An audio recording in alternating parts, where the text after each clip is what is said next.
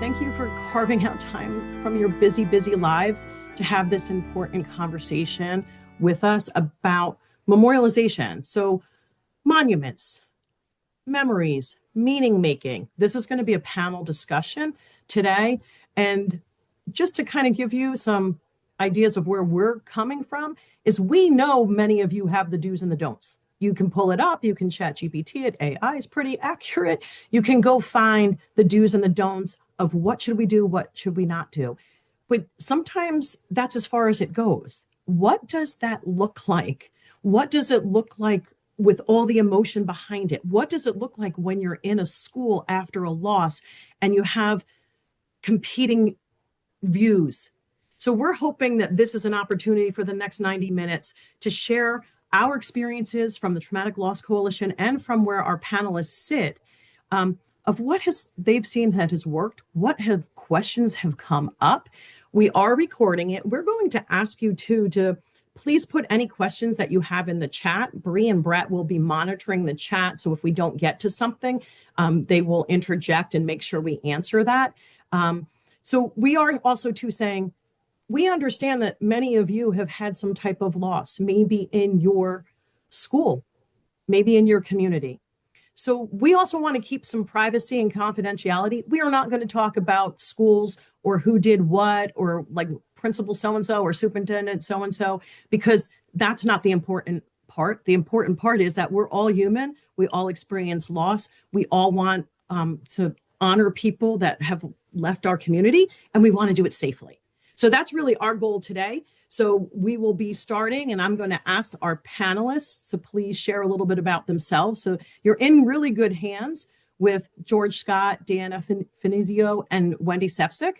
So if George and Deanna and Wendy, if you don't mind just starting off by introducing yourselves and who you are in the world, and maybe the role that you're kind of serving on this panel today. Thanks. Thanks, Maureen. Good morning, everyone. And my line always is, and I hope it is a good morning for you, because I recognize the fact that it may not be. This is a difficult topic. My name is George Scott. I'm a member of the Traumatic Loss Coalition. I am honored to be asked to be on this panel. Memorialization is one of those scary, what do we do about it? How do we undo it? What's the right thing? So if we can have a really rich conversation, I'm pleased to do that. So thank you for having me. Thanks, George. Deanna. Hi, everyone. Good morning. My name is Deanna Finizio. I am the programs manager with the American Foundation for Suicide Prevention's New Jersey chapter. So I come from a perspective of an organization, more policies, procedures, but I also am a survivor of suicide loss as well. So I, have that family background as well.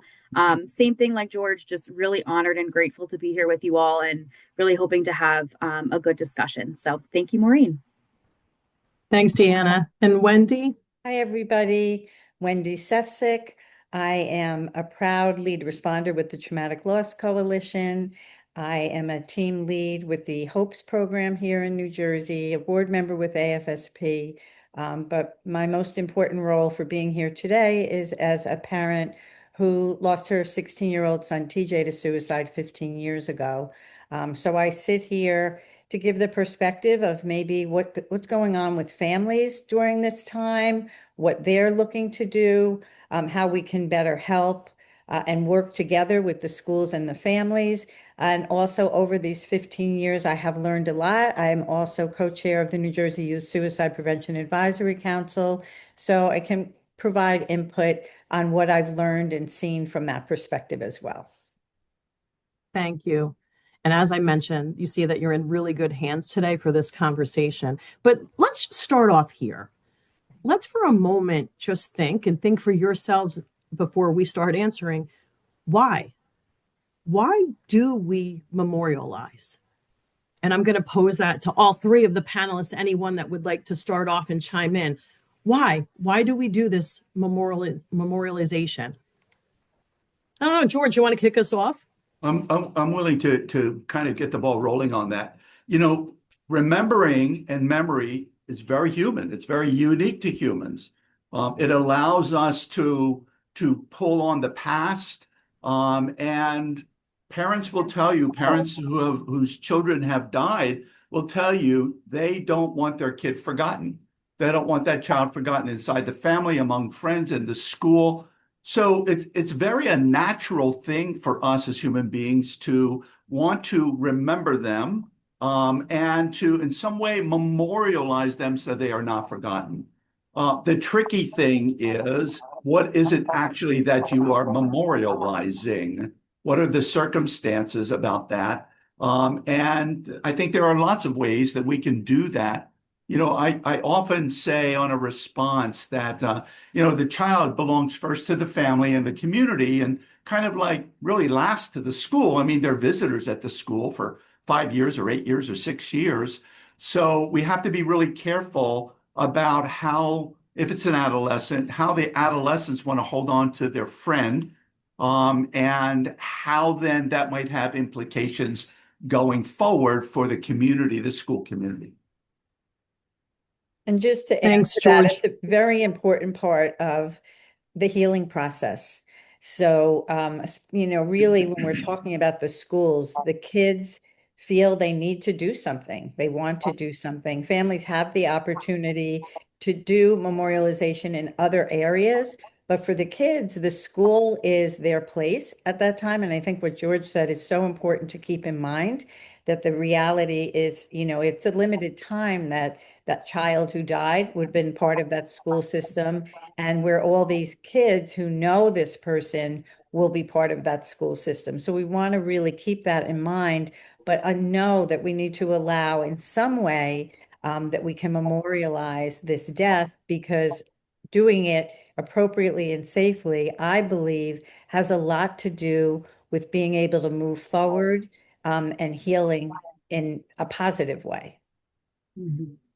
Yeah, Thank- and just to piggyback off of both of them, sorry, Maureen, that I cut you off, but it also helps from a friend and family perspective, community perspective, bringing that person closer to that loved one. Remembering how that student lived rather than how they died, and just keeping in mind the sensitivity of the cultural needs, the barriers of the family. Right? We're going to talk about all of this a little bit today, but everyone has a different way of memorializing someone and remembering them, and it helps, like Wendy mentioned, that healing process. So just acknowledging that safe approach to that loss and how we can do that together as a community, and to keep that memory of that loved one alive.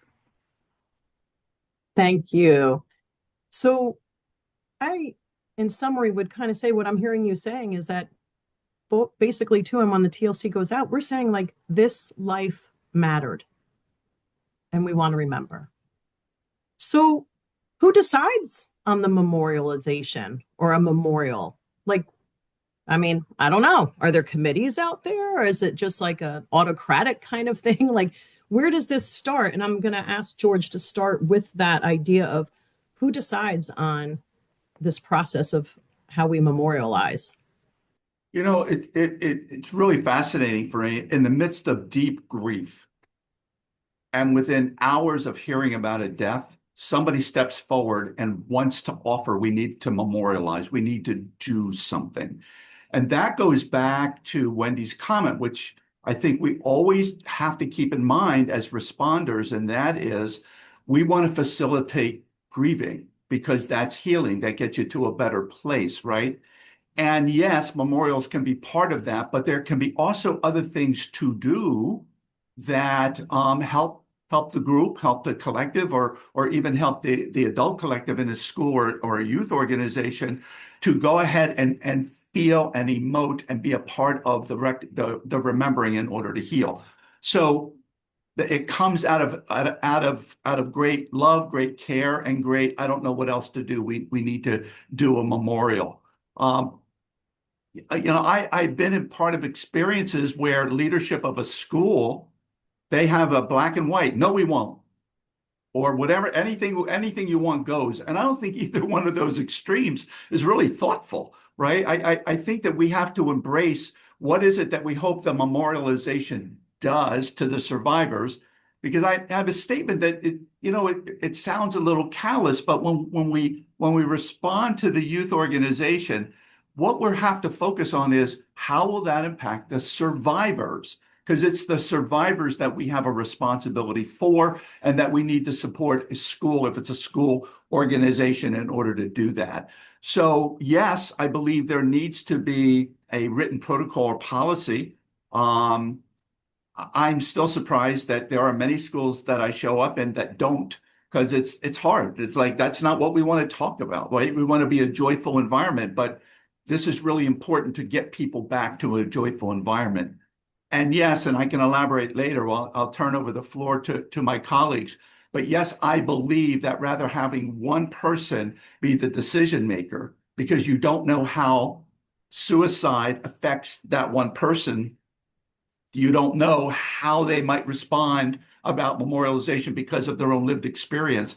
I always believe that there needs to be a trusted group of people, and think there needs to be a timeline, not to make a decision on day 1, day 2, day 5, or necessarily day 8. But yes, we will get to that. Let's heal first. And I think it's really important, and Maureen referenced at the beginning, there's absolutely a protocol. You can, as she said, you can go online and you'll get best practices. But I think it's really important that, number one, we remember that very often, this is in everything, we never move forward. So best practices are established however many years ago, and then nobody really revisits and improves and changes. And I think that's very important. And that's really one of the reasons we're sitting here today. I think most of you know that there's a protocol. Most of you have seen the list and you know that there's still problems. The other thing we have to keep in mind is when we're dealing with suicide, it so often invokes fear, so much fear in the schools, in the community, and very often the easiest way, and that's not to be disparaging, and to deal with this fear is to shut down any talk of doing anything. So I think one of the protocols, which to me remains the most important, is have a plan in place for any youth death. What does the school do? Because I do know in the case of my son, he was much loved. He was a varsity athlete. He was friends with so many people. So his death, there was a lot of things people wanted to do. But then there were other kids who died within the time my children were in school that maybe didn't have that same experience, and it was much quieter. And how hurtful that must have been for the families, that nobody was jumping in wanting to do something. So we really need to keep in mind that we want a protocol in place for all deaths, no matter how that death occurs, and to try to thread that through so that we're prepared in the death, whatever it is. Anyone, Deanna, you want to add? Yeah, I just want to quickly add too. So on our AFSP website, we do have after a suicide a toolkit for schools that you can download. We can send it to you as a booklet, and it's a good way to develop a policy on memorialization and just anything that encompasses the loss of a student by suicide. And it goes through how to create a policy and procedure and who's involved in that policy, who's involved in the decision making. So either I can drop that in the chat at the end or I can send it to Maureen to send around. But thank you, Brett. I see it's in the chat. It's just another good toolkit that you can use to really help support your schools and your district. If you do have a student that died by suicide, we want to create these policies before the death occurs so that we know, like Wendy was saying, every death is the same, the same policy procedure, right? We don't want to memorialize a suicide death, but then not recognize another death that might come after or even before. So just wanted to plug that in there. It is a free resource that you can use. And I know Maureen, Joe just put in, is it different for the death of again, it's all about being prepared, having a policy in place. So it can be different, but it doesn't have to be different. It really depends on what the planning and policy that the school puts in place. But it's important to think about that. Is it any death? Is it that, do we have one protocol for the death of a student, one protocol for the death of an adult?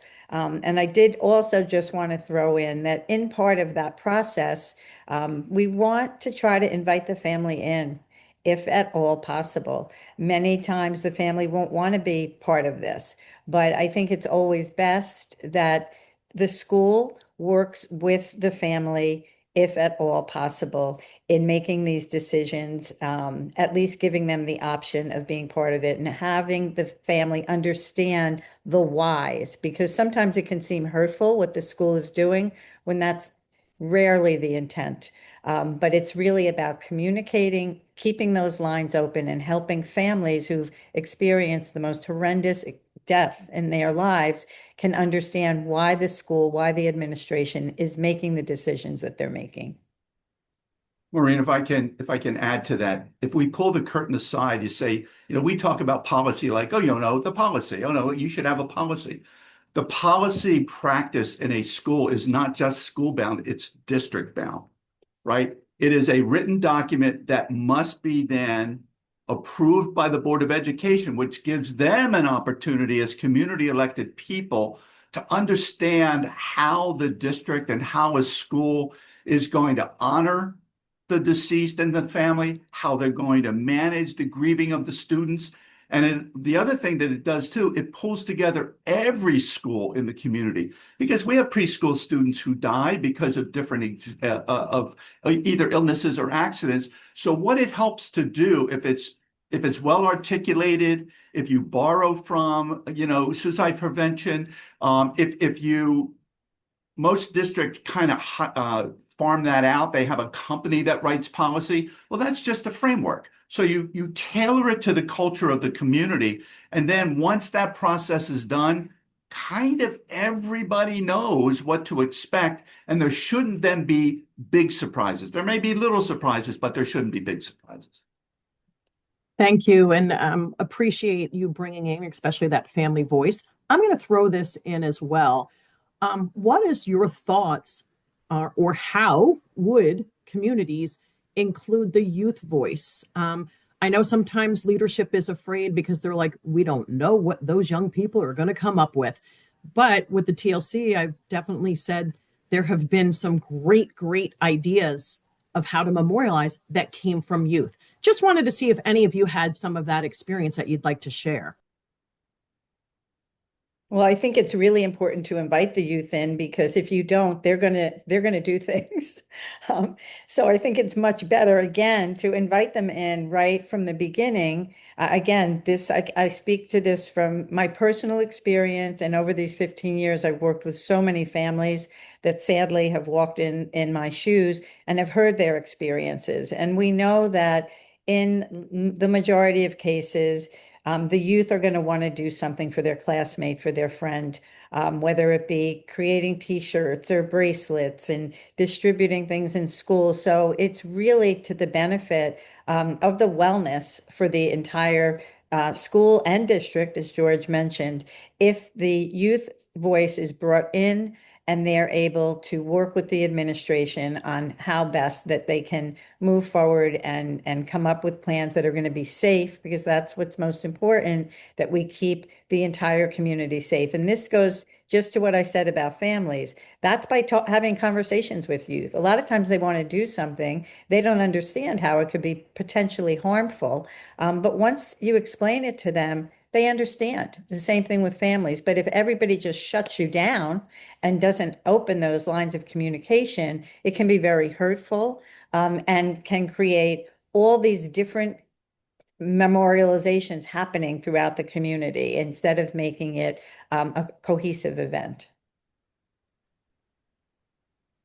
With this, I'd imagine emotional time after the loss of a staff member or a classmate, what advice would you have about maybe taking time for a collective breath and slowing down the memorialization process?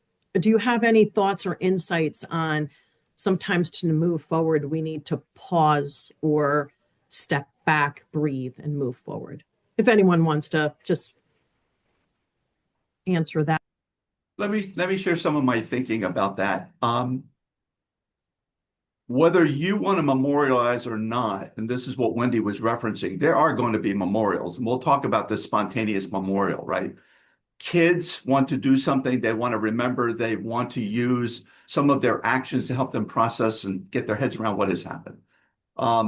I think the issue of more permanent memorials, that really needs some greater distance from the pain of the loss, and it needs an opportunity for people to talk about it, to say whether that we are in the policy of being able to do this, to say this has worked for us and this hasn't. So I think slowing it down is really amazing. One of the reasons is, and you know, Wendy certainly can speak far better than I can about what's it like for the family in the moments following their child's death? And that's a really tough time to be thinking about memorial, right? It's tough when you're grieving.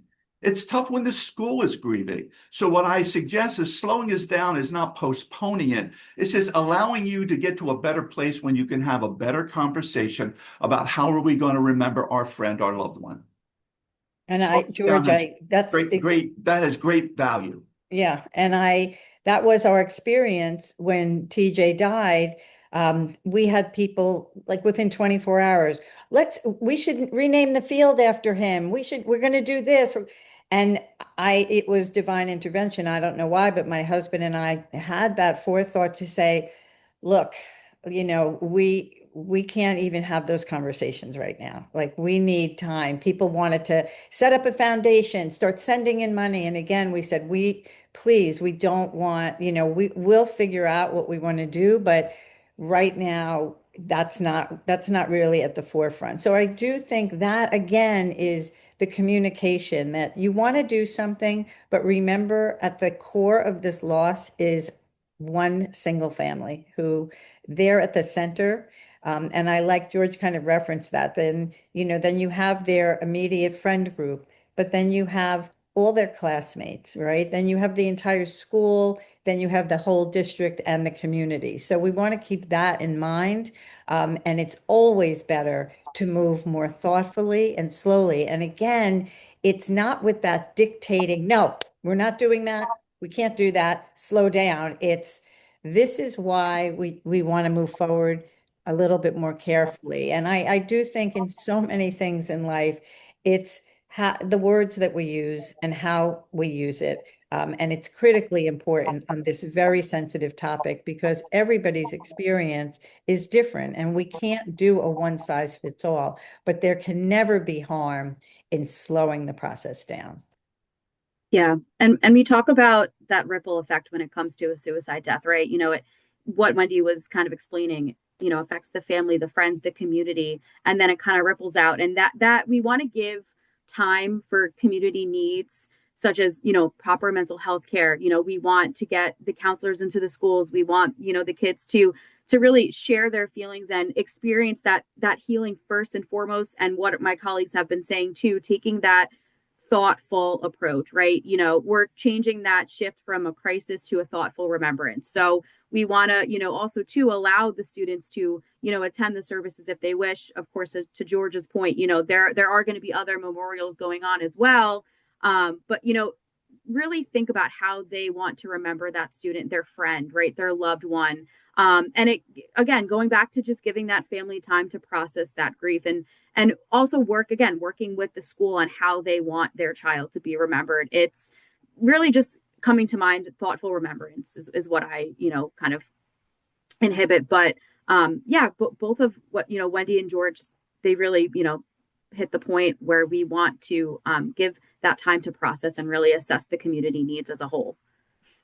And I just want to comment, Joe, put something in the chat about how adults have been socialized.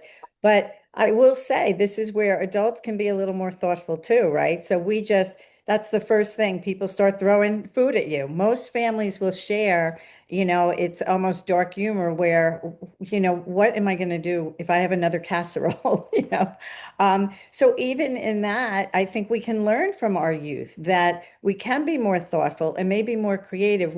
Not what I think you need. I think you need this food, but what do you need?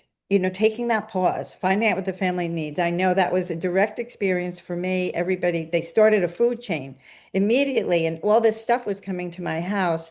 But for my surviving sons, one thing, the way I show love for my family, I cook, right? I'm Italian. That's what we do. My kids wanted my food. They didn't all of a sudden want all this food that, for them, food is love. And that's what they experience. Mom, I don't want this, right? Does this mean you can't even cook for us anymore type of a thing? So while it's well intended and we received it that way, I, called my friends and said, look, I need you to, put a halt to the meal train. Other families, they would love that. But it's again, let's be more thoughtful, maybe more creative, and not just go always where we're conditioned, but to take that pause. What can we do to the family? What for the family? What does the family want? And for those immediately impacted in the school, what can we do? Just being more thoughtful. Thank you. And with that being said, and it's been mentioned that people want to do something, and we're saying, hey, maybe slow down. Now I'm going to ask you a quick question too, or maybe not so quick. What about the spontaneous kind of memorials that just pop up? Sometimes the TLC goes to do a response and the parking space is already covered with flowers. Spontaneity. Young people, adults do it as well. What are some thoughts about, the lockers, the parking spaces, the flowers, the things that just kind of appear because they're spontaneous? I mean, I know, George, you're going to respond. I just want to share a TLC moment because it is going to happen. And this is where schools can be more proactive. I know in our situation, they call TLC in, which I always would recommend. And TLC, what they did is in the all-purpose room, they lined the walls with blank paper and gave the kids an opportunity to write whatever they wanted. It wasn't screened. They could put whatever they wanted there. And then after a few days, they were taken down, and we were asked if we would like to have them, and we do. 15 years later, I can tell you that we still have them, and we'll pull them out from time to time, and they bring us great comfort. They tell a story. I can tell you that it wasn't all good. The kids were angry. You could see the grief, the hurt. So some of the things, wasn't something that maybe as a family member you want to read, but you have to remember the opportunity. Had they not done that, had TLC not guided the school so thoughtfully, I'm sure there would have been many other things that would have been happening, the lockers being written on, because that was starting to happen. And the school was able to hold that off by providing their own pretty quick, spontaneous memorial. Yeah, I've seen both ends of the spectrum. I mean, I can recall being in a school in which the principal was adamant, we will not have memorials. And, as the coordinator, you try to have a conversation to explain the benefit. Wasn't having it, no memorials. And I think what I saw over the next 3 days was even more suffering from the kids and more anger from the kids because they had no avenue to express it. I happen personally to love the memorials, the spontaneous memorials. They're short-lived. We let the kids know that. And I'll tag on to what Wendy just said. We always let the kids know that whatever note, whatever picture, whatever you write, what we'd like to do is give it to the family. That helps them to filter actually what they say and what they do. Because our adolescents, even our middle school adolescents, they will honor that. They want to express, they want to show a picture. Now, in some schools, particularly older schools, if you allow a locker memorial, kids can't get by passing to go to class. In that case, what the schools have done is to find a place like the all-purpose room or a little bit of an alcove and ask permission. Would it be okay if we moved it over here? That way kids can get to class, but you could also be here with your friend or do what you need to do. That has been helpful to shift the focus. Kids have been very willing to do that. There are some safety issues. No, you can't have candles, right? There's a fire issue though, so you can't light candles. No, you can't bring the guitar and have song fests in the hallway. There are just some things that if it causes more disruption, because keep in mind, all kids in the school are not grieving that loss. The kids that grieve the loss are the kids that were closer to the one who died, or you have a relationship in some way. Other kids might feel awkward or uncomfortable, so you try to normalize, because we like to normalize the routine, normalize the day, allow them a space, And if it needs to be a locker, that's fine. Now, here's another point. Keep in mind, you have two kids on either side of that locker. Is that going to be a negative impact for those children? Did they have a relationship with the child who died? It's the same thing with the memorialization at graduation. Are you going to have an empty chair? That's tradition. But what about the two kids that sit on either side of the empty chair? It's supposed to be a celebration for them, but now it feels awkward. So I think there again, policy allows you in a calm moment to look at all of these pieces and plan for them. And usually when you say to kids, we can't do that, but we can do this, they roll with that. It's when you say you can't do anything or just stop that they're going to get their backs up and they're going to push back on that. And then you've got another layer of a problem that you don't want in the midst of grieving. And again, those lines of communication, the example George gave about the empty chair. So like I, as a parent who lost her child, would think, oh, please do that. That would be wonderful. I probably am not going to give any thought to those two chairs on the other side. I need somebody to actually say to me, yes, we want to honor your child. We understand why you want to do that, but we're also thinking about the children on either side of that chair. And that would, I know for me, again, I can't speak for the world, but as a parent, that would be very eye-opening to me. Oh, I'm so in this tunnel of my own grief and loss and heartache. I didn't open my eyes to that. But now that I understand that, that makes sense to me why that isn't your policy.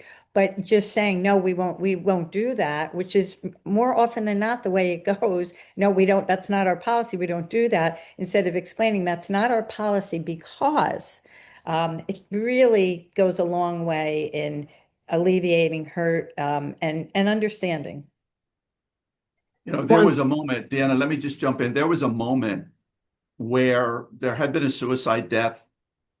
There was the preschool meeting of the crisis team, of the safety team, and a phone call we received that says already in the first period class, there was a bouquet of flowers on the student's chair. What do we do with that? Now, it was only the student's chair for first period because second period, some other kid was going to come. How do you have that conversation to say it can stay there? You guys really are hurting. I can tell that. But what are we going to do for second period when that's not Joey's chair or TJ's chair? So it's being able to, in the moment, be just full of grace and trying to be sensitive to kids grieving, and also then to figure out what to do with period two. Yeah. The only thing I wanted to echo, because I think Wendy and George just said it so beautifully, we just want to make sure that we're always monitoring, right? Always making sure that, the school, the faculty, the staff, we want to make sure if is anyone, writing anything inappropriate. We also want to make sure that we're not, glorifying this death too. So just being aware that yes, these messages and these posters, this is their spontaneous memorial. It means a lot to them, but of course we need to just continue to monitor and make sure that it's appropriate. And that, that using that term glorifying, that we have to be so mindful of that. Deanna referred to it much earlier, saying we want to remember people for how they lived, who they were for their whole life, not that moment of their death. So any of these, memorializing them, we don't want the focus to be on the suicide, the how, the method, anything like that. And we have to really, really keep that in mind because we don't know who those kids are that may really be hurting and feel I'm nothing. But look, if I kill myself, look at who I'll be. Look at what they'll do. So we have to be really mindful of that. Not from a fear base, because I think that's what causes us to stumble in so many of these decisions is we react from fear rather than being proactive, coming from a place of thoughtfulness.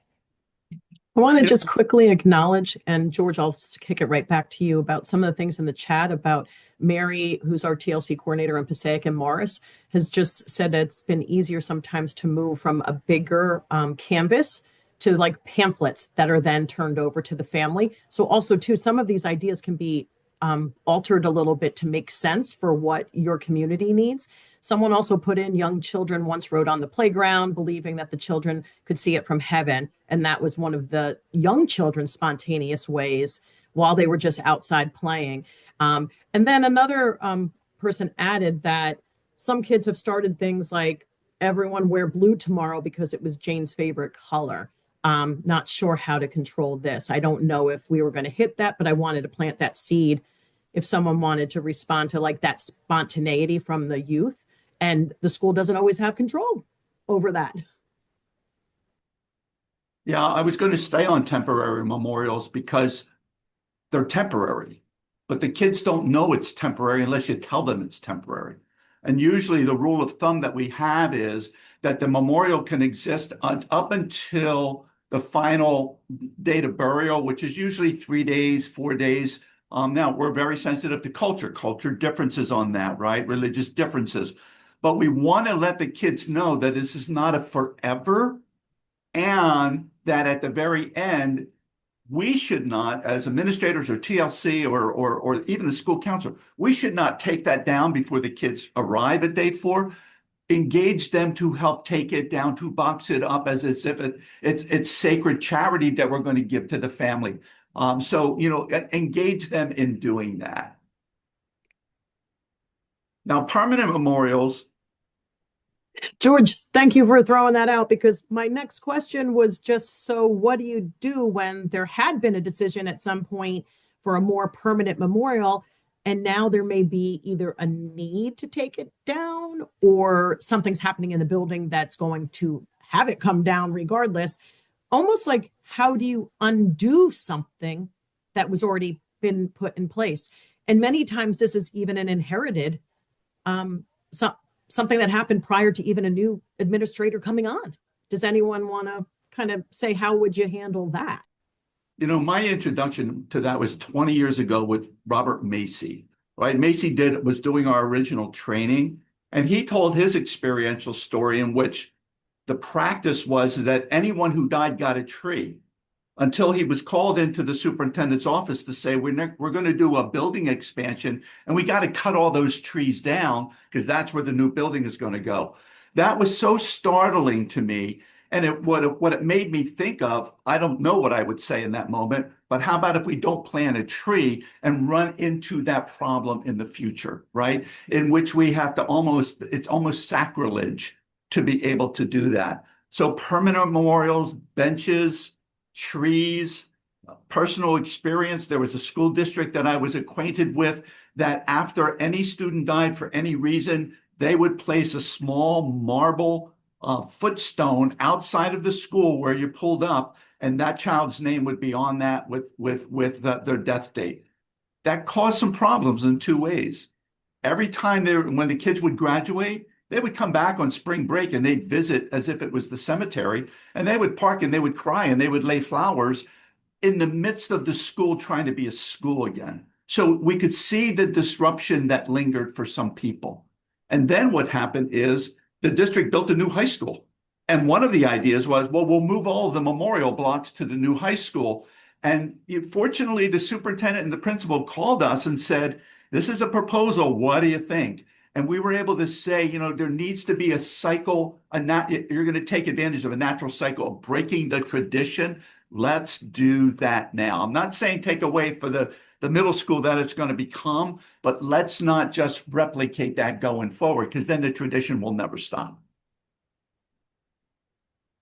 Yeah, and we, within our suicide toolkit, we recommend to establish an off-school grounds memorial too, just because to George's point, you get into the weeds of, planting up, pulling up trees, all those things. And sometimes maybe suggesting different types of memorializations, like holding a community day of service, right? That could still be a permanent annual memorial to continue on, holding that day of service, or creating, a community service program and, from the school in honor of that loved one.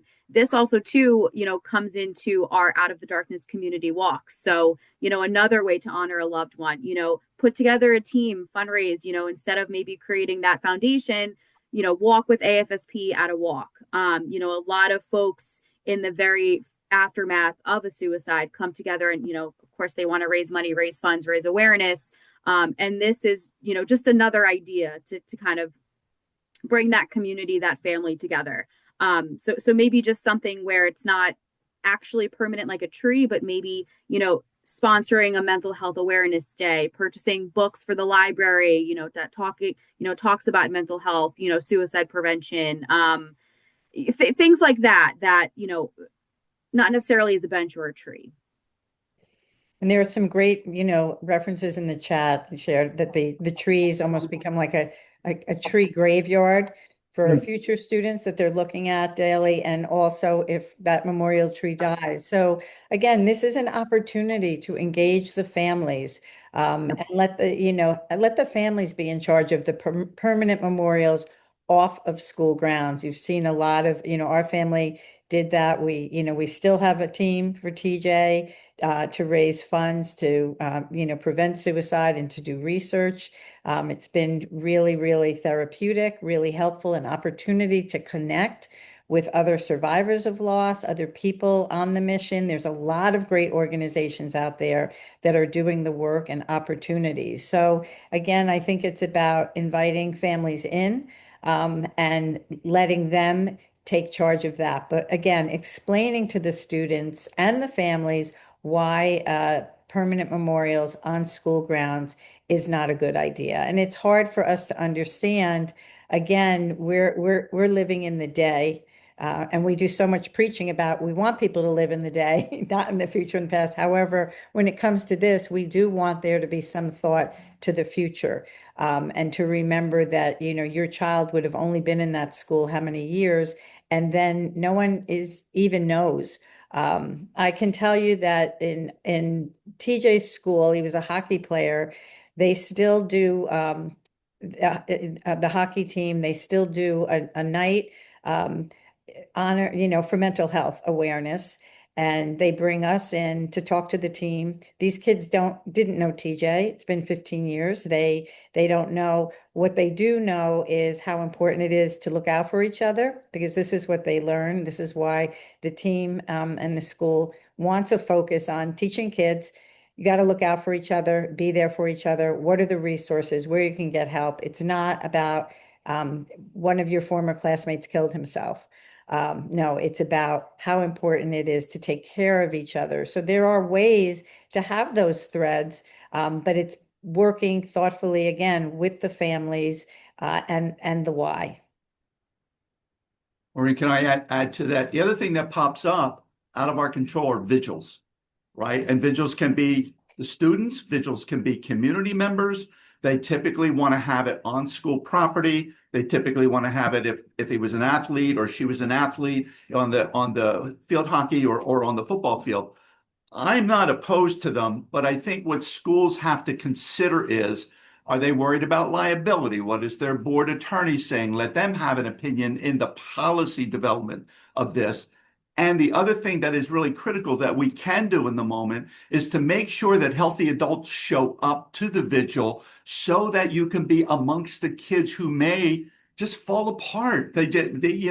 Or they may come high because that's how they're managing their grief. They've been smoking a lot of weed that day. So it really, without being punitive, it's really important to use that as a healing process.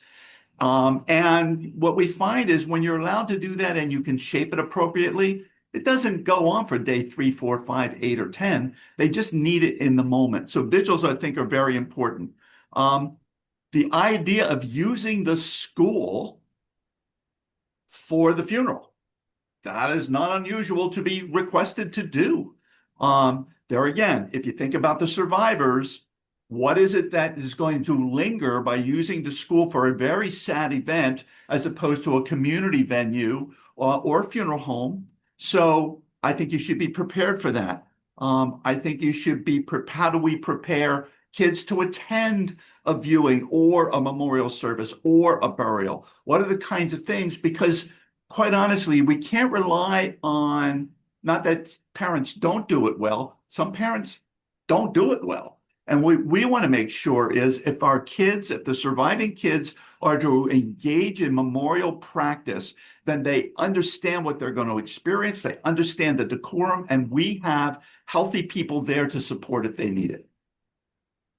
And again, I just want to go back to this is another reason for inviting the Traumatic Loss Coalition into the schools after so that there is some guidance on this. I can share that we did hold TJ's celebration of life in the school, but we had those conversations with TLC and they, explained why it might not be a good idea. And it was really finding a location big enough that everyone that wanted to attend could come. And at the end of the day, the administration decided that it would be held there, and so everybody could attend. I'm not saying that it should always be that way. I am very grateful that in our case it worked out really well, and we didn't have anything in the aftermath. But I do really think that was because it was a lot of guidance about what was how the celebration of life was going to be handled, what the topics were going to be, what words were going to be shared, and really the underlying theme for the whole celebration of life was we need to be there for each other. Many people are hurting all the time, and where can you get help? That was really the underlying theme was really more an awareness because we knew, and this was really in 2010, before social media was what it is now, but there was still a lot of communication that way. So it was an opportunity to prevent a lot of the rumors.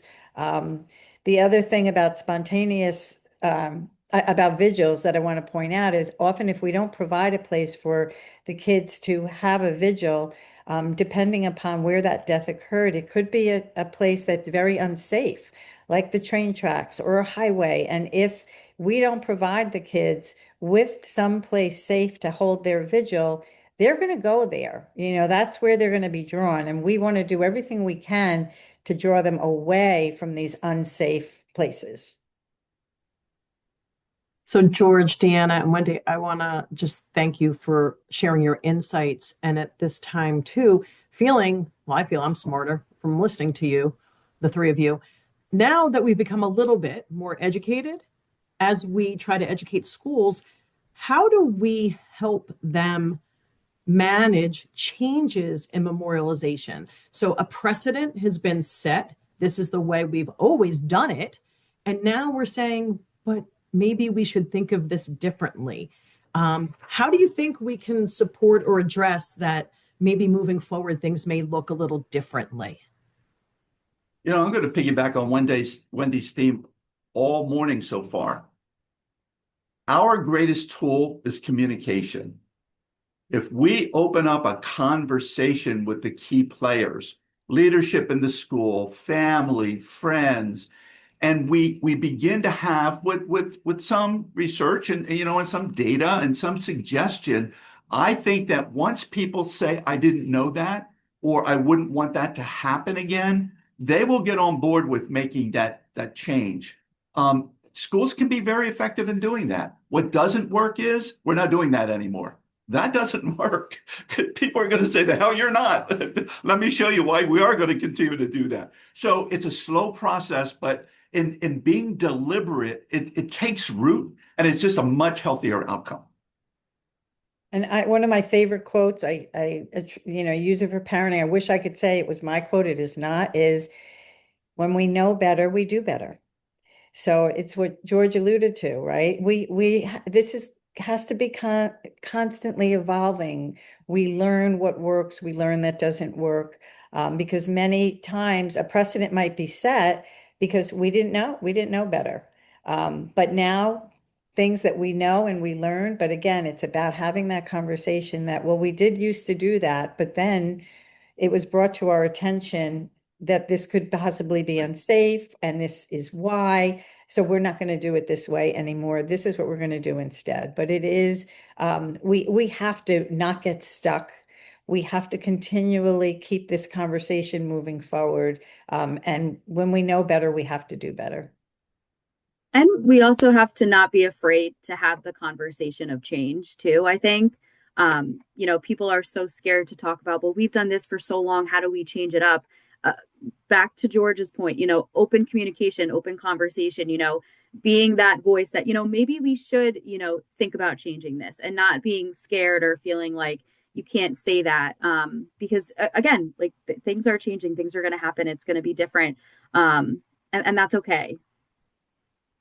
And And all of I you in want to this, go to Joe referenced, about engaging funeral directors and clergy in the discussion, which again, I think, when these events happen, as many people as we can welcome into the community, I think clergy are often an underutilized resource, should always be invited in. I know many counties, communities we have in our area. I'm not sure it's a coalition, so we're having clergy or faith-based leaders from all faiths that are involved. They were involved with TJ. We're Protestant, but we had, a great response from the Jewish community in our town, and got together to do something, that because all these kids were impacted.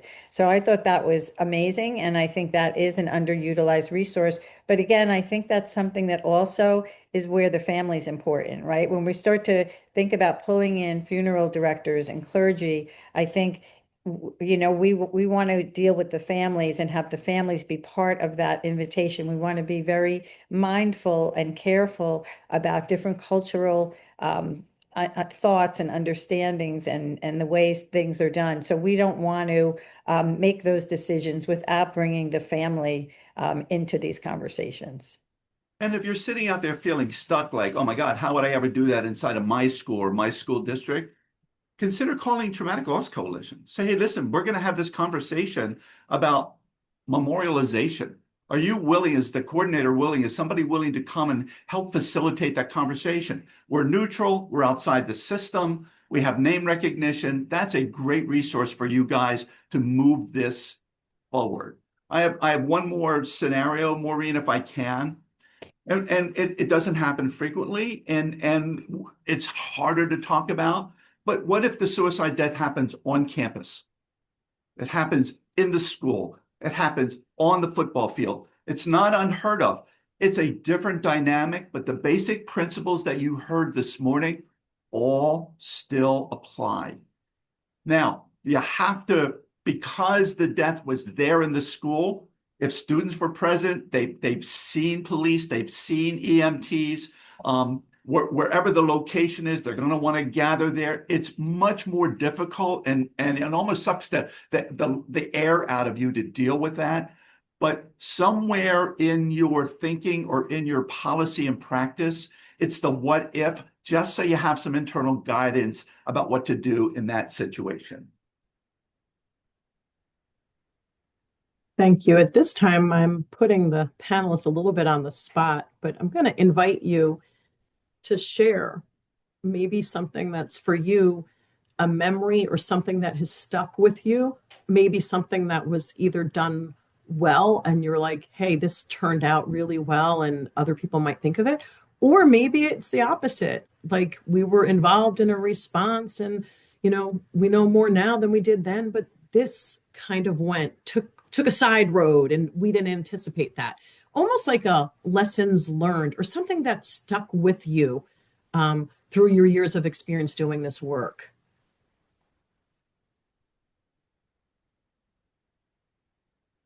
Well, I mean, I can give an example of, I think what was done very well in my personal experience was that the Traumatic Loss Coalition was brought in, that the administration didn't really have these policies and protocols in place, but they took that direction. They made the family, us, very, very much a part of all decision making, which I think was critical, done, really well done. And I'm going to jump forward a year. What happened was when the anniversary was coming, the kids started coming around and coming to me, and they wanted to do something, and we have to do something, and they had all kinds of ideas, and the school kept saying no, no, no. So I did go into the school, and they, were always very receptive to hearing from me. We did not have a divisive relationship. I want to say that as well. I think as families, we have to understand that the schools have a tough job. They're not just thinking about your kid, your family. They have to think about every kid. And I hope that most families will understand that. So they did hear me out, and I said, look, if we don't do something, plan something, they're going to come up with their own thing on the anniversary. So let's figure this out. And we brought a lot of ideas forward, and a lot of ideas were, no, we can't do that. No, you can't do that. And there was always a why, and we understood that. So we just went back to the drawing board, and were able to come up with, there's an organization out there called Hearts of Hope. Traditionally, people, community organizations, schools will create these beautiful ceramic hearts. And they started for cancer patients. So they would have a note along with the heart and would be brought to cancer wards for people. So we kind of said, how about we broaden that? Instead of cancer patients, the kids can have the opportunity to create a heart for kids who may be struggling, and the hearts could be brought to psych wards where teens were. And nobody had to do it. There was a place in the school that was set aside on that day. And if any kids wanted to go down and create a heart, they could. Nobody felt any pressure because it wasn't something that was happening really in the school. It was just one room set aside. And it really was, it's a weird term to use, but a very successful way to move the day forward. It wasn't focused on TJ and TJ's suicide. The focus was on let's helping other kids who may be hurting. It did provide an opportunity as kids were creating. It's amazing when kids are busy creating, they talk and they share. Sometimes they were sharing about TJ and what had happened. Sometimes they were talking about themselves and their own struggles, or a friend they were worried about. And there were, again, always trusted adults were very much a part of that, around the tables, hearing conversations and interceding where they needed to. So I think that is an example of something that was very, very well done in the district. And again, it was not easy. It took a long time in planning and a lot of conversation, but it just shows how things can work. One of the experiences that I can share is on this issue of using school facility for services. One of the local schools, there was a suicide death. We worked through it and got to the point of parents requesting to use the school facility. We had a meeting with the principal and the superintendent. We explained the reason why for the surviving kids that would not necessarily be good. The principal came back to me later that same afternoon and said, that's still a hot topic, and I just want you to know the parents are pretty connected in the community. They've gone to the mayor, and the mayor would like to have a meeting this afternoon with the superintendent because they think that it's appropriate to do that. So what I'm suggesting is that sometimes it really does get wild, right? It's driven by grief. It's driven by community connection. And there was a meeting, TLC was there, and even the mayor did not know the implications of what could happen. So what did happen was the mayor said, it's not a problem. I've got connections with the community college. We'll use them. I thought the same thing could happen there, but I was glad for the school that they decided to move the memorial to someplace else. So sometimes you got to stay in it and have and support the superintendent or educate the superintendent and even the mayor about what goes on. And I don't have somewhat of a personal story of what's worked well and what hasn't worked well, but from, an AFSP organizational perspective, we have a lot of schools and districts come to us in the aftermath of a suicide and say, hey, we just experienced, a death of a student. Can you come in and provide prevention education, right off the bat? And just to kind of remind everyone, we typically don't do this right in the aftermath after a death because we don't want the students, when we're going over risk factors, protective factors, warning signs specifically, we don't want that student to say, oh my goodness, this person was struggling and I missed that. I missed that warning sign. I knew something was wrong and I didn't say anything. And so we, again, want to plug in the TLC, right? We're not going to come right away and do prevention education. We're going to have loss support and resources for our students and for our community. So always making sure that you're involving the TLC. We do have loss resources as well on our AFSP website. We have what's called a healing conversation. So folks can talk with a trained counselor who has experienced that same loss. And then there are plenty of other resources, free resources in the community for folks to utilize. So I just kind of want to plug that in there too, that, you know, you are not alone. You have so many people who are supporting you in New Jersey, and to please utilize those resources that are specifically free. Wendy, can I ask you a question? You Sometimes certainly may. this has happened in the past that someone in the school thinks it's a really good idea within weeks of a death to have the grieving parents come in and present to an auditorium filled with kids saying, don't destroy your family like we've been destroyed. That's basically the message. Now, you explained that over the years of healing, you've been able to go in and with the right language, focus on the hockey team. What should any of the folks in the meeting this morning, if that comes to them, do you have advice from a parent's point of view that could help them to manage that? I think it really comes down to, dovetailing off of what Deanna said, the same reason we don't do prevention education immediately after, because it's a time of grieving and healing, and it's really what's best for the students. A lot of times, it comes not from the students and the school wanting to bring them in. It's the parents want to come in and talk Yes. to the kids. So Yeah. we do, that is something that can often come up. And I think it's again about explaining to the families why this isn't such a good idea. And especially with a suicide death, it is that education and awareness that someone who dies by suicide, it's very, very complex. They're not doing it to their family. Right. And at that time, they're in such pain that very often they think they're doing it for their family. So for a family member to come in and tell kids, this would destroy you, don't do this to your family, that we do have the research that shows that does not prove to be particularly helpful. So I think, again, it's about explaining to parents and families the why, and to let them know that there are organizations that do prevention education programs. I don't know if any of you know, but so I don't want anyone to think I'm being hypocritical, because our family did create a program called Remembering TJ, a story of teen depression lessons and hope. It was something that we very thoughtfully developed with guidance, but it was, years after TJ's death. And we, did have the opportunity to present in schools and to share his story, but in a way that was prevention. But it wasn't just an emotional, come in and speak to the students.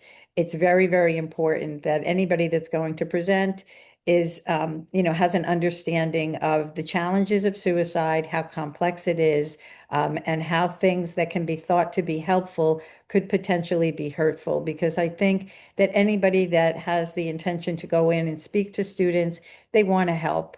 They don't want to hurt, but they may not understand. So again, it's that communication and explaining the why. Okay. Thank you, Wendy. And I do want to add one more thing really quick. Having the conversation of, don't do this to your family. How could you do this to so and so? We talk about in our programs how we want students or people, our loved ones, to be open and vulnerable with us, to have the conversation of, I'm struggling, I need help. So if we're saying don't do this, don't do that, we're closing that door. We want to keep that door open. We want to provide help seeking behavior. So if we're being non-judgmental and we're open to having that conversation and asking that question, we're going to open that door to having more people come to us who are struggling and who need support and who need help. So just kind of, putting that there too, we don't want to, be judgmental, we want to be open. And one place this often comes up is if a situation involved bullying. And this again is, jumping point off of what Deanna said. We don't want to create an environment where people are blaming themselves. And we know that in bullying situations, under the umbrella of suicide, that kids who bully are also at risk. hurt people hurt. Now, if you were the family whose child is dead and you think the result of somebody bullying that child, it's really hard to understand that to go in now and speak about bullying and don't do it again. You can't do it. This is why. We're not addressing the other side of why are these kids bullying? Why are they hurting? And we need to have those understandings on both sides. So it's really important that the messages that we're bringing the students are vetted, and we're not doing any harm. Maureen, can I do one more? But I do think there's tremendous opportunity for learning in sharing personal stories.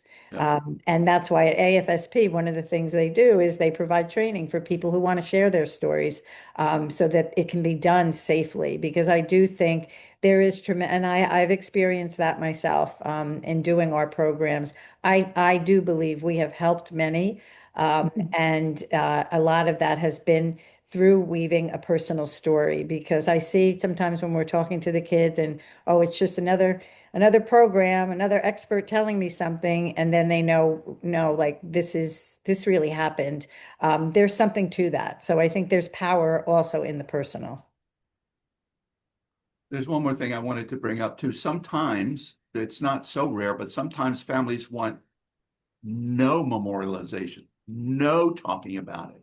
In fact, the burial service is even private with no outsiders. So you're caught between honoring that and also people who want to do something, right? So I think that requires a conversation that says, well, what if we have a family who says, please don't do that either, because we just do grief ourselves, it's our religious practice, or maybe they've even got a great deal of shame around their child's death.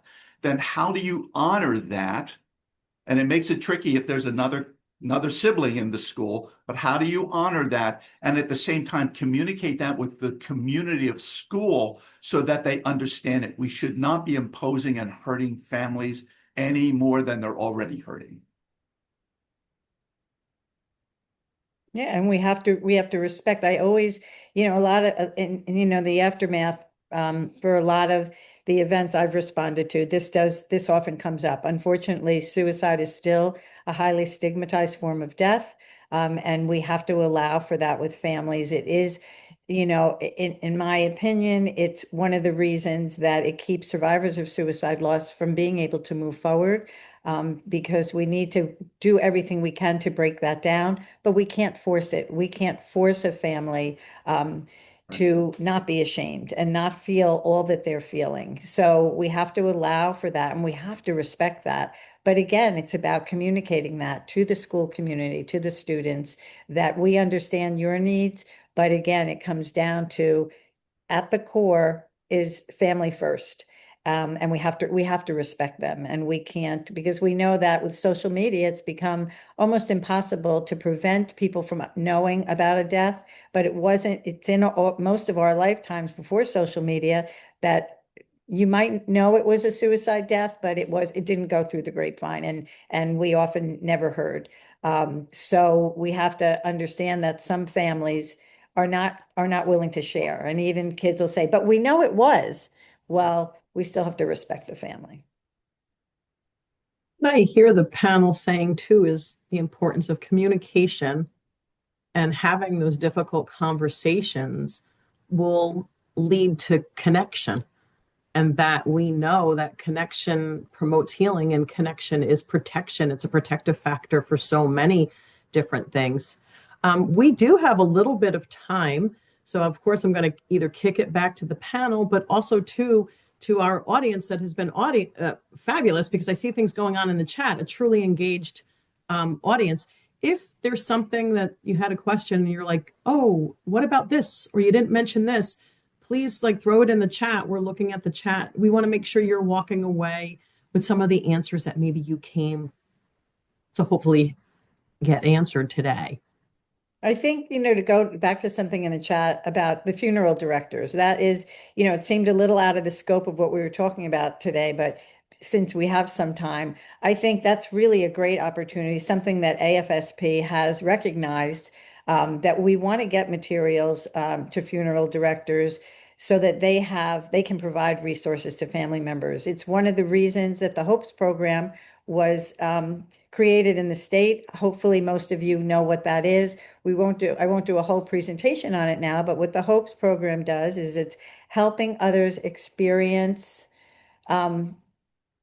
help me, Brett, helping others process the experience of suicide loss.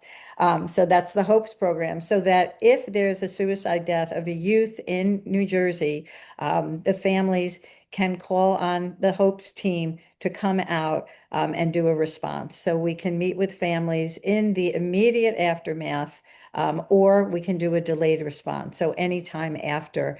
And it gives us an opportunity to provide family members with support and resources. This would be a resource that we want our funeral directors to know exists. AFSP also has Healing Conversations, which is similar, but it's across the lifespan. So it's not limited to families who have experienced the loss of a youth, but they can be connected. It's all about peer support. The HOPES program is peer support, and Healing Conversations is peer support. So we try to match the loss. If you've lost a child, we try to connect parent to parent. In Healing Conversations, we often do sibling to sibling, friend to friend. But I think it's really important that our funeral directors have resources on hand so that they can share, because we do know from research that the sooner we get people connected to resources, the better their chances are of moving forward and healing. You never get over. Time does not heal all wounds, so don't ever say that to anybody. You learn to carry it. The wound may be covered over, but it always will still exist, and there is much that we can do. And one of those key places in our community is by letting funeral directors, who are in many cases first responders in a way, know what the resources are.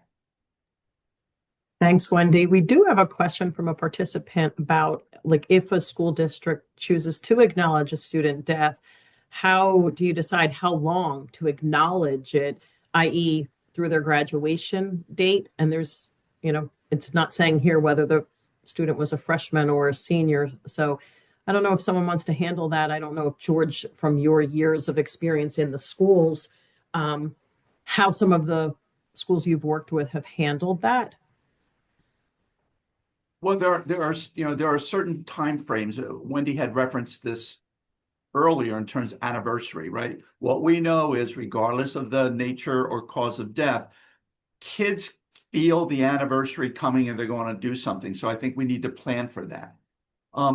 Back to your original question, it has not been my experience that if the response has been done very tastefully and very heartfelt, that usually doesn't continue to resurrect itself or talk about itself until anniversary, sometimes their birth date. Friends will focus on that, and certainly graduation. So there, I think, are the big planning times for that.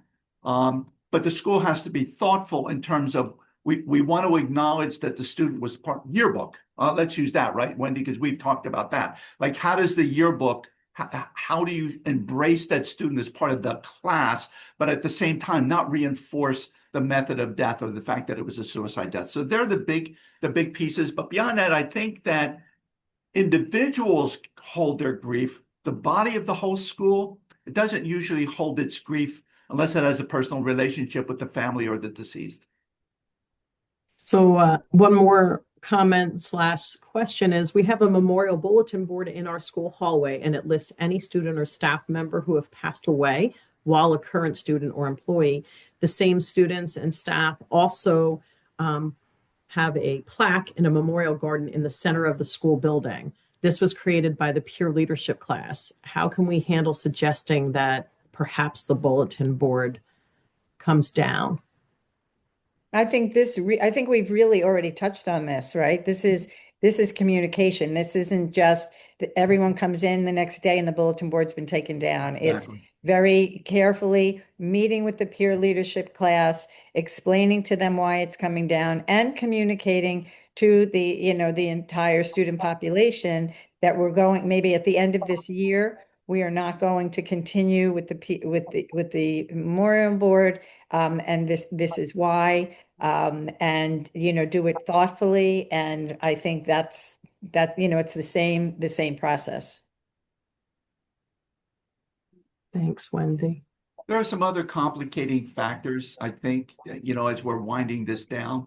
The what if? What if the student who dies, their parent is a teacher in that school? So the teacher's going to come back, and is the teacher's presence a reminder? And if it's a beloved teacher, is there an overboard response, right? So I think that needs to be considered, maybe not in the policy because that's a little icky, but be thoughtfully in terms of protocol. How do you manage that kind of death? And I see about yearbooks that I did have a note. I did, because that's definitely something that comes up. Oh, it's a big deal. And again, this is where you want to have a policy in place. Yep. Do you leave do you put the student in the yearbook? What do you do? Can you buy a page? Very many schools, right? They'll sell a page. And again, it may be that no, you can't do that. Or you can do that, but we'll need to review the page and have an understanding. And that's again a conversation with the family. We did have a page in the yearbook that we purchased, and our theme really was, not only to remember him, but how we have to look out for each other, how we have to know that anybody can be struggling. So there was that common theme. I'm not saying that's the be all end all. I'm just saying it was a discussion with the school of what the message would be. And we cleared it with the yearbook committee. And a lot of times this is one of those delayed responses, because maybe the student, like my son, he died when he was a sophomore. So he was not in his senior yearbook. His memorial page was in the year that he died, which was actually my older son's graduating year. So there was a page dedicated to him in the yearbook. But again, it needs to be the policy that this is what would be for any student death, not just the popular student's death, or the student class president's death, but any student that died in any way would have the opportunity to have a page in the yearbook. So I think it's, again, having those in place, being proactive rather than reactive. And following up on that, Wendy, it's the same thing at graduation. Typically over a 4-year span, more than just that child died. So usually a very nice practice, and the kids really, I think, embrace it, is there's a moment in which perhaps the principal reads the names of those students without the cause of death. It's not a cancer death. It's not an accident death. You will not be forgotten. You're part of the class too. So I think that's also very tastefully done. And I think the community appreciates it. Yeah. And just, this is another family perspective of something that was done with the most beautiful intention. TJ's graduating year, he died when he was a sophomore. So senior year, when he was a lacrosse player as well. And when they did their senior day, I still get choked up talking about this because it was so hurtful to me while still so beautifully thoughtful. And they wanted me to be there and to be at senior day and represent. And they had a bouquet of balloons for TJ. And I went because I did it for the kids. But for me as a parent, it was horrific, because all these parents were getting announced and walking down with their sons, and I walked down with a balloon. Exactly. So Exactly. for me, if that wasn't comforting, Yep. I did it for the kids, but that's where you want that understanding. And if somebody had that understanding, they may have been able to explain to the kids, look, this is so thoughtful, but maybe you go visit the CEF6, but maybe this isn't why doing it this way. And of course, they would never have done anything to hurt me or hurt our family. They were doing it for us. And in their way, they couldn't see. So that again is that communication. And I can't speak for everybody because another mom, they may have found comfort in that. So it's having that conversation. And probably I should have been better to advocate for myself and know. And I did. So when graduation rolled around, I could tell you there, I knew I'm not going to do this for anybody. For me, I need not to be at that graduation, and I didn't Right. go. But my husband chose to go. So for him, he did go to graduation. And let me extend that conversation. Typically, the superintendent or the principal presents the diploma. What do you do when it's this kid, alphabetically, this kid's turn? A lot of the practices in the schools are to give the parents the diploma. And I understand that, and I think that there has some value in that. But I also think that it creates a moment of sadness inside of a moment of celebration. I would rather it be done separately. I'd rather there be a conversation with the parent so that it's tasteful and it doesn't, because sadness can distract from the celebration of graduation. Mm-hmm. Yep.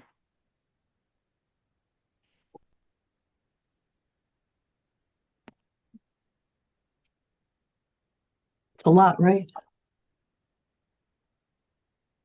But I do think, and George has said it, um, I think it's keeping the lines of communication open, not shutting communication down. It's about connections, right? These are all things that really Yep. should be embedded throughout for our youth mental health, for all of our mental health. It's about having conversations.